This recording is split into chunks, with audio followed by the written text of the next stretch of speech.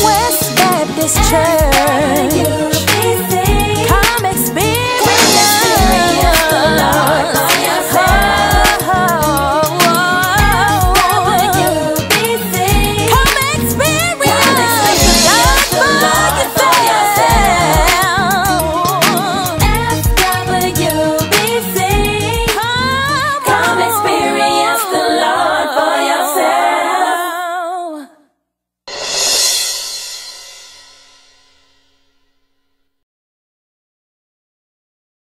Cookie is angry. Not only is Cookie angry, but Andre is angry. And you understand Andre, and I love the brilliance of the producer and creator of Empire, because Andre has a mental illness, and we've got to, as a people, come to grips with stop talking about people as if they are less than and less than human because they have a mental challenge. Just because you have a mental challenge, I love it, because when you read the earlier part of this passage, Jesus in the Garden of Gethsemane, the Bible says he is mentally in anguish and distress. He is identifying and in solidarity with anybody who finds themselves from time to time mentally distressed and depressed. Don't let anybody look down on you, because life gets you down. That's why I love the book by Terry Williams entitled Black Pain,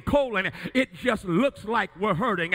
And Langston Hughes poetically proclaimed, because my mouth is wide with laughter and my throat is deep with song, you do not think I suffer after I have held my pain so long. I'm looking at somebody. You've been walking around holding in your pain and being strong about that, but in a real sense, the more you hold it in, the more it eats away at your spirit and eats away at your heart. And that's what is happening.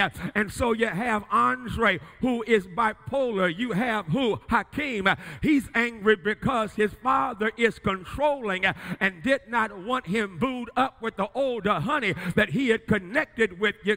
And then you have not only Hakeem, you got Jamal, because Jamal really got it because his father is homophobic and his father has issues and has hated the homosexuality that Jamal had expressed as who he was. And so you got Jamal hated and rejected. You got Hakeem, who's been rejected and manipulated. You got Cookie, who has been abandoned. There's a lot of anger that's going on right there. And somebody is looking at me right now. You ain't Cookie, you ain't Jamal, Hakeem, or Andre. You don't have an empire, but you know what it's like to be angry.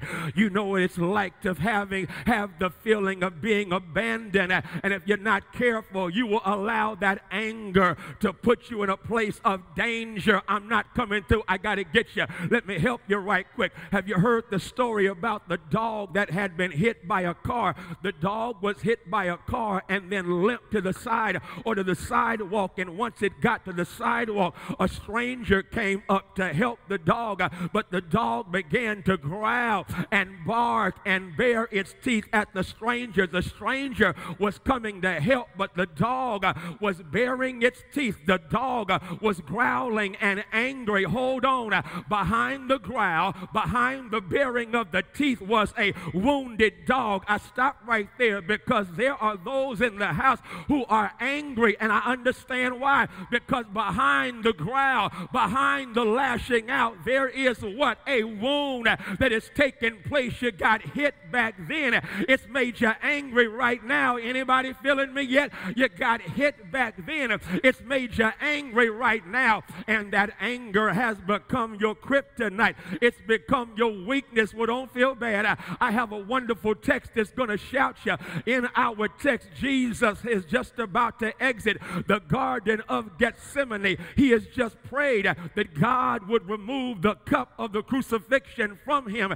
But look what happens after he gets up off of his knee. days, the book lets us know, and this is what's going to trip you out, is that Jesus had asked 3 of his close boys in his crew to run with him, come with him to Gethsemane and watch with him.